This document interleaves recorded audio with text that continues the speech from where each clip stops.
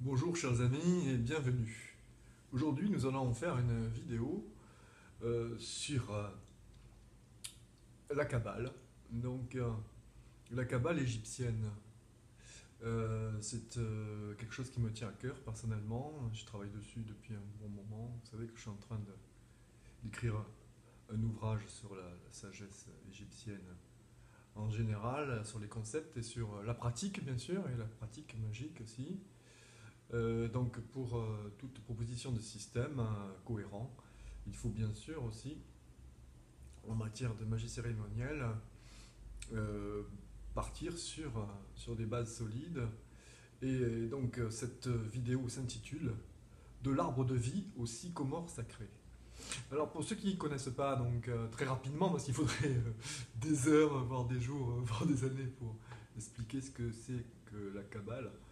Euh, L'arbre de vie de la Kabbale est connu comme l'arborescence qui développe les fonctions divines universelles qui sont présentes à la fois dans le macrocosme et dans le microcosme. Alors, de Keter en Malkout, ces émanations divines sont canalisées au sein de 10 séphirotes, qui sont des réceptacles, des vases, parfois aussi considérés comme 10 paroles. Alors, nous avons Keter, Okma, Bina, Bezed, Gebura, Tiferet, Netzach, Hod, Yesod et Malkout. Donc tout ça dans la Kabbale hébraïque. Une onzième séphira d'Ahat, qui n'en est pas vraiment une, apparaît. Elle n'est pas vraiment une, pourquoi? Parce qu'elle est en devenir plutôt, donc elle est conditionnée, elle est explorée seulement par un travail personnel de synthèse et d'acquisition progressive de la conscience, connaissance, par confondement et transmutation, permettant un retour de la dualité au royaume, la terre. Euh, on part du royaume, la terre, et le retour se fait au ciel, donc, où se réalise la fusion et l'unité. Alors la Kabbalah, qui veut dire tradition, est présentée comme étant de tradition juive.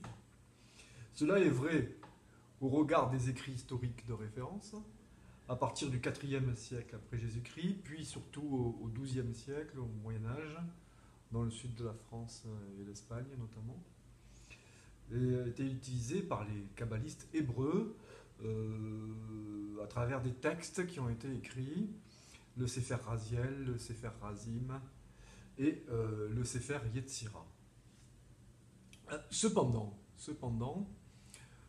lorsque l'on étudie attentivement les concepts dans le détail, on constate dans ces écrits eux-mêmes la transcription d'une transmission orale bien antérieure, avec des influences néo-platoniciennes, babyloniennes et égyptiennes antiques, donc omniprésentes en toile de fond.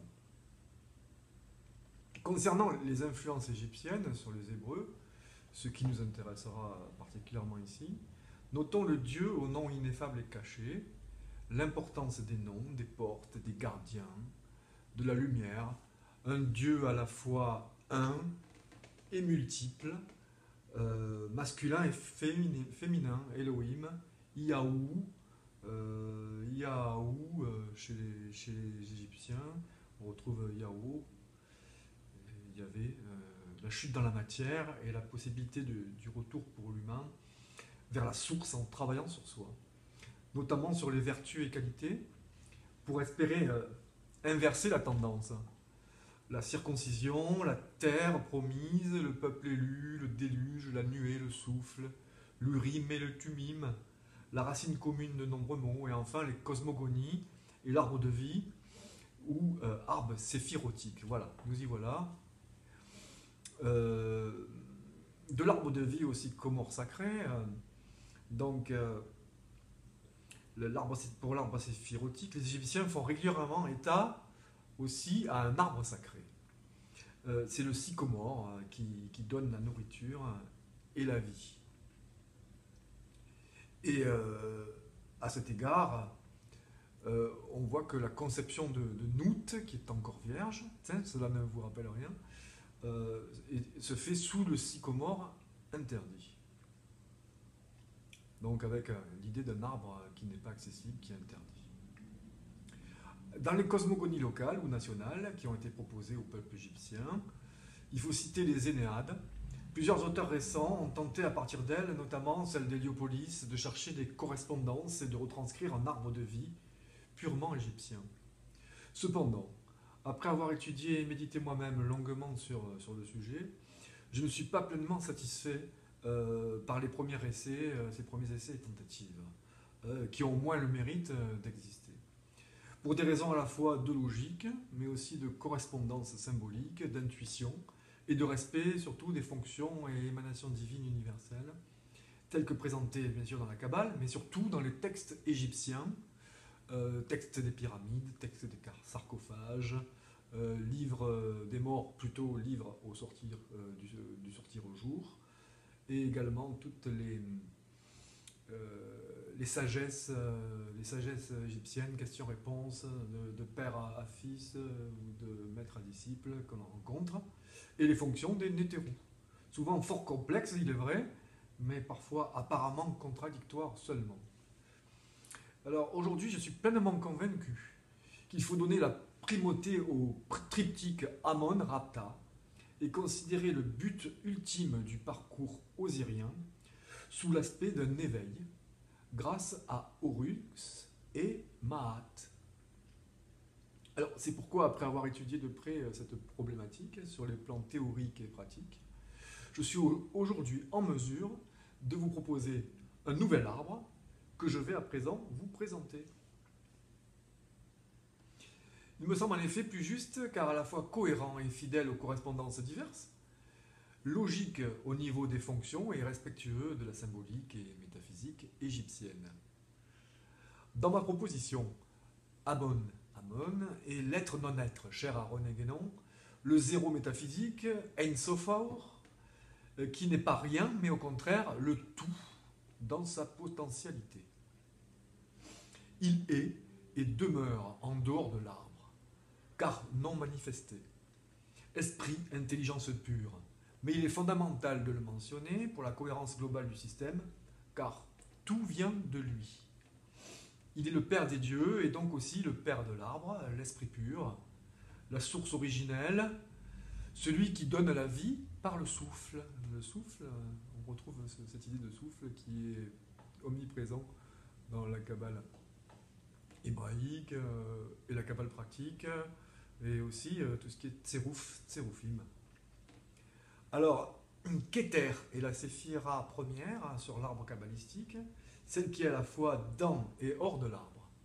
C'est en partie pour cela que les Hébreux disent que Keter, Enoch, a vu la face de Dieu.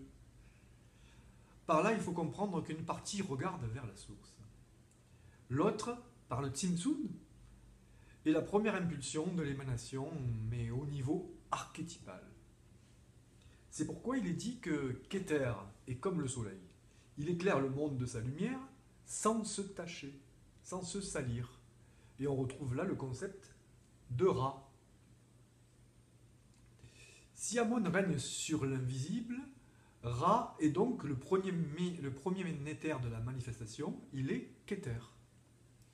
Il semble indéniable que les différentes Énéades et Octoades cosmogoniques expliquent la création et ne sont pas des tâtonnements, des erreurs de casting, ou le fruit de concurrence politique de temple.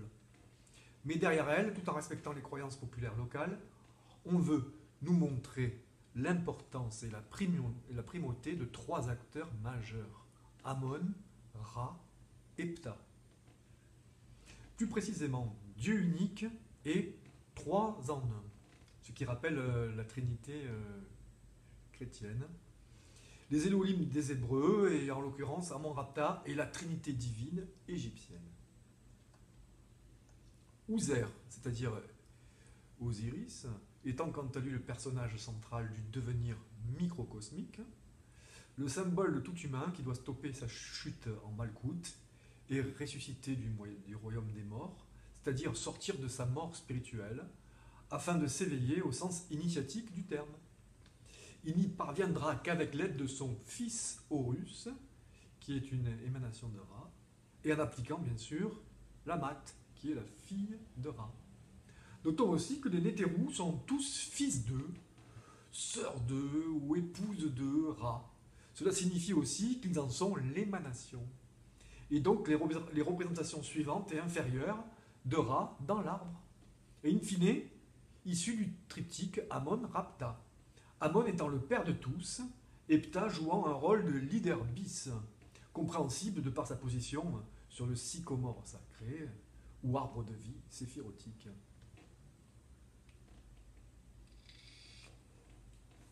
Okma est la seconde séphira de l'arbre de vie hébraïque, et donc je l'assimile à Ptah, la trinité étant ainsi établie dans l'arbre. Et cela est doublement correct, puisqu'il est dit que Ptah est le moteur secret de la vie, le principe mâle universel, qui unit les semences auxquelles Amon-Ra a donné son souffle. Il est le feu créateur, en toutes les possibilités et fonctions. L'esprit créateur actif, selon Jean-François Champollion lui-même. Bina est la troisième émanation divine. Son éther est Tasset, Isis, qui va donner substance en tant que matrice mère universelle à tout le reste, à toutes les autres fonctions émanées par la suite sous l'impulsion du moteur de vie mâle, Ptah, qui l'engendre éternellement, permettant ainsi la continuité de la création. Elle est donc aussi, quelque part, la Vierge Marie des chrétiens. L'équivalent de Z est le Néter Mine. Son apparence est très masculine, en effet, puisqu'il a le phallus dressé, avec d'autre part un côté très jupitérien. Jupiter Mine était d'ailleurs le fils de Saturne, et donc nous retrouvons bien par analogie l'émanation saturnienne d'Asset, qui est la séphire précédente. Avec son don de foudre, symbole de la puissance de la nature, Minou, la foudre de Mine, il représente en outre le géniteur qui fertilise la nature, sous toutes ses formes et qui protège. Tiferet est R, c'est-à-dire Horus. Le chemin de la connaissance est humilité, simplicité, ouverture du cœur, intuition et confondement par méditation et communion mystique avec la cause. R donc est le verbe de Ra, qui descend puis qui remonte, une fois fusionné avec le cœur de l'homme. Rayon de Maat. On retrouve aussi la symbolique de l'archange Saint-Michel, dans son armure dorée, porteur du verbe divin, prototype du guerrier de lumière, et s'en sert pour chasser les démons, maîtriser les passions et appliquer donc la Maat dont il est l'attribut, la balance du jugement dernier. Il représente la poussée libératrice, les forces de l'amour altruiste, vainqueur des forces égocentriques, s'étiennent. Il est donc pleinement solaire, c'est l'homme réalisé, prêt à subir le jugement de la Ma'at et être justifié. On disait Ma'keru. Nous verrons plus tard que Ma'keru signifie à la fois quelque chose lors de la pesée réussie pour les défunts, mais aussi est un titre donné aux initiés égyptiens de leur vivant. Alors, ainsi, l'homme réalisé pourra enfin voir Amon-Ra de face. Et justement, R veut dire face. Et le hiéroglyphe égyptien représente une tête de face. Voilà. C'est la figure de Keter Enoch, celui qui a vu la face de Dieu, sans faiblir ni être aveuglé. Et le faucon doré a une vue perçante. C'est le symbole du troisième œil. Mais aussi, il vole très haut. C'est un symbole céleste dans le ciel. Et peut voler dans la direction du soleil, sans en souffrir. C'est le symbole de pouvoir se réintégrer à la source. Netza, maintenant, c'est Hathor et Er. C'est le Néter qui est le miroir du verbe, la maison de Ra par l'entremise d'Horus. En effet, et Er veut dire maison d'Horus. Et se symbolise par un faucon à l'intérieur d'un rectangle fermé qui symbolise la maison d'Horus. Hathor représente les sens mis au service de la beauté et de la grâce, le geste juste, l'attitude juste, dans des activités conformes à la Maat et à Eka, la magie. Donc les activités de Hathor sont notamment la musique et la danse qui sont propices à l'éveil des sens et qui sont utilisées dans les rituels magiques aussi également. Alors, Od maintenant, c'est Thoth, c'est-à-dire Djibouti. C'est la langue de Ptah et le scribe de Maat. L'Hermès Trismégiste des Gréco-Romains, puis des Hermétistes. Nous avons bien la fonction mercurienne de Thoth, qui est le messager de Ra, par la parole magique et l'écriture des Médou-Néther, c'est-à-dire des hiéroglyphes, l'écriture sacrée, l'écriture divine. Par ailleurs, Frédéric Portal indique que Thoth se voit attribuer le nombre 8, selon Salvolini. Donc ce qui est intéressant, parce que justement, le chiffre 8 est généralement par correspondance attribué à cette séphira. Yesod et Timpu, c'est-à-dire Anubis, car enfin, afin de définitivement réveiller Ouzer, c'est-à-dire Osiris, il est nécessaire de transmuter les puissances destructrices en force de vie. Il est le chien noir du désert et des tombes. En détruisant le destructible, les cadavres, il fait apparaître l'indestructible.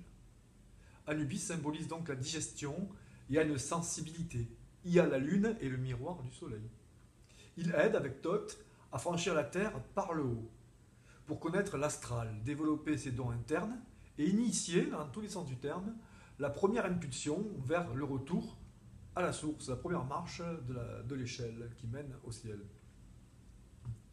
Malkout sera Ouzer, pour terminer, donc Osiris. Celui qui veut s'élever doit chercher la base dans la caverne, en l'occurrence la Douate, le royaume des morts, le royaume d'Osiris. On n'est jamais plus près de la lumière que dans les plus profondes ténèbres. Le néther personnel ne peut en effet se trouver qu'au fond de soi, dans le cœur de l'homme. C'est en cela que la symbolique d'aller dans les ténèbres prend tout son sens, et pas autrement.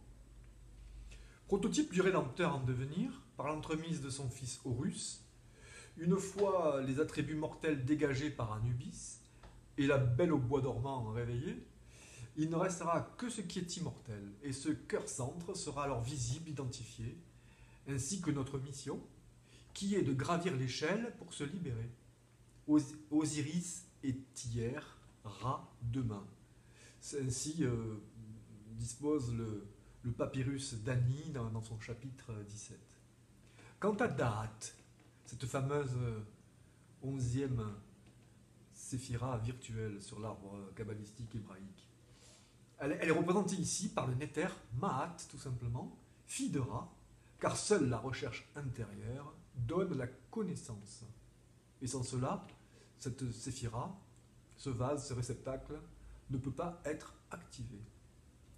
Qui connaît les époux, c'est-à-dire les lois universelles, est sur la voie de Ma'at, celle de la justice, la balance, et de la vérité, la plume sur sa tête.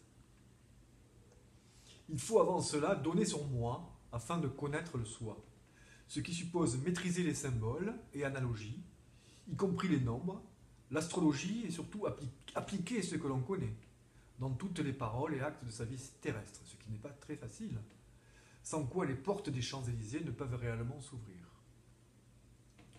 Ma'at relie l'humain au divin, mais seulement quand l'Horus humain et divin, l'intermédiaire, peut enfin prendre son envol en emportant l'âme, c'est-à-dire le bas, cet oiseau à tête humaine.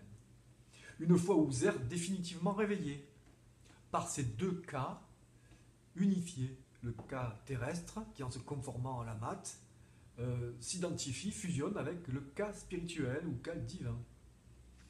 Le rayon de Ramat peut alors de nouveau passer comme la lumière à travers un cristal de roche, l'homme en question n'étant plus opaque.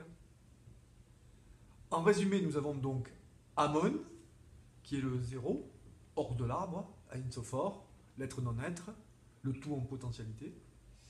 Ensuite, l'équivalent de Keter en 1 est Ra, puis vient Ptah en 2, qui se substitue à Okma. Ensuite, Azet Isis et le 3, Bina. Au milieu, donc, on le met là, mais, parce que c'est le numéro 11, mais au niveau visuel, elle est à peu près à cet endroit-là. Ma'at, qui correspond à Da'at. Ensuite, Min, qui est le numéro 4 chez Z. Soutek, qui est 7, qui est 5 Gebura, R Horus qui est Tiferet 6, Ether Hathor qui est 7 Netza, Impu Thoth qui est le 8 Od, Djibouti Anubis qui est le 9 Yesod, et Uzer Osiris qui est 10 Malkout, la Terre. Et pour maths, je crois que je n'ai pas donné le numéro, c'est bien sûr le numéro 11. Voilà. Et pour terminer, je vous montre, tout cela donne en fait un arbre de vie que l'on peut représenter. Je l'appelle le sycomore sacré. Alors je ne sais pas si ça va rendre. Je vais essayer. Parce que c'est sur l'ordinateur. Voilà. À peu près. Le sycomore sacré égyptien. Une fois tracé. Voilà, eh bien, j'espère que cette petite vidéo vous a plu. Si cela vous a plu, n'hésitez pas à mettre un pouce ou un cœur, ou voilà, selon sur quels réseaux sociaux vous vous trouvez, et à me donner des commentaires ou me poser des questions en privé si vous le souhaitez. Merci beaucoup et à bientôt.